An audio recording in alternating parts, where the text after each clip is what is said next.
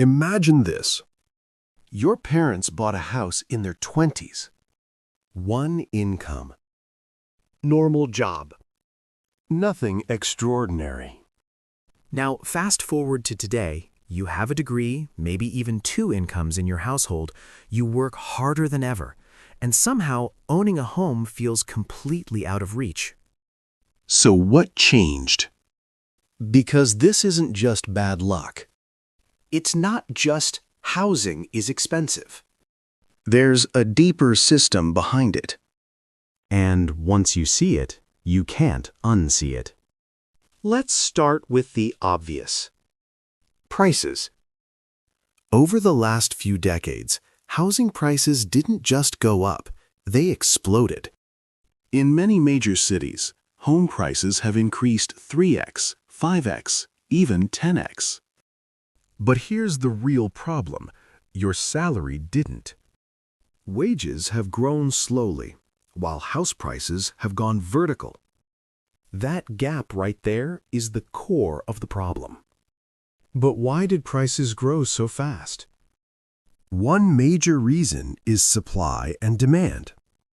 There are simply not enough houses being built compared to how many people want them. Cities are growing. Populations are increasing.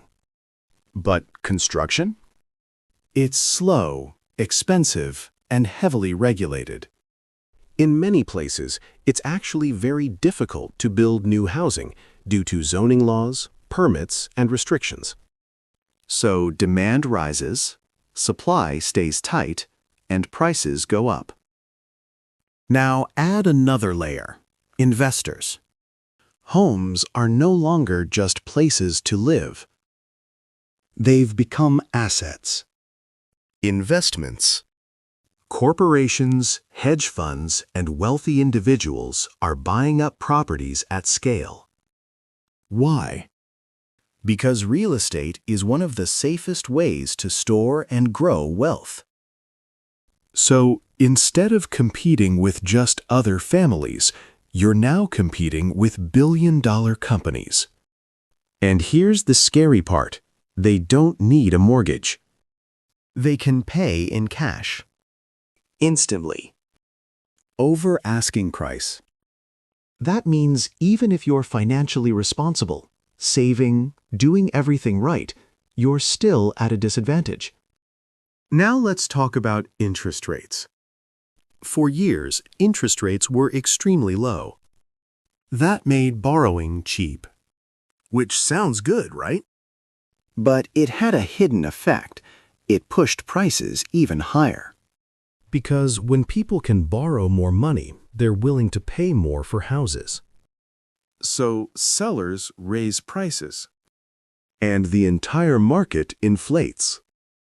Then suddenly, rates go up. Now mortgages become expensive. Monthly payments skyrocket. So not only are houses already overpriced, but now the cost of financing them is also much higher. It's a double hit. But there's something even deeper going on. Something most people don't think about. Lifestyle inflation. Today, the standard of living is completely different from what it was decades ago. Houses are bigger. Expectations are higher. People want better locations, better design, better everything. Social media amplifies this. You're not just buying a home anymore. You're buying a lifestyle. And that pushes people to aim for houses they can barely afford or can't afford at all. Now, combine all of this with student debt. Many young people start their adult life already in debt. Thousands, sometimes tens of thousands. That delays saving for a down payment.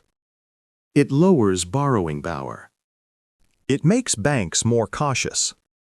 So even getting approved becomes harder. And while all of this is happening, rent keeps rising. Which creates a trap. You pay high rent, so you can't save, so you can't buy, so you keep renting. and the cycle repeats. This is why so many people feel stuck. But here's the biggest shift of all. In the past, buying a home was almost a default step in life. Today, it's becoming a luxury. Something that requires strategy, timing, and often help. Family support, Dual incomes. or moving far away from major cities. So when people say young people just don't want to buy houses anymore, that's not true. They can't. Not because they're lazy. Not because they spend too much on coffee, but because the system itself has changed. Housing is no longer just about having a job and saving money. It's about navigating an economic landscape that is far more complex, competitive, and unequal than ever before. And once you understand that, the question isn't just, why is it so hard to buy a house?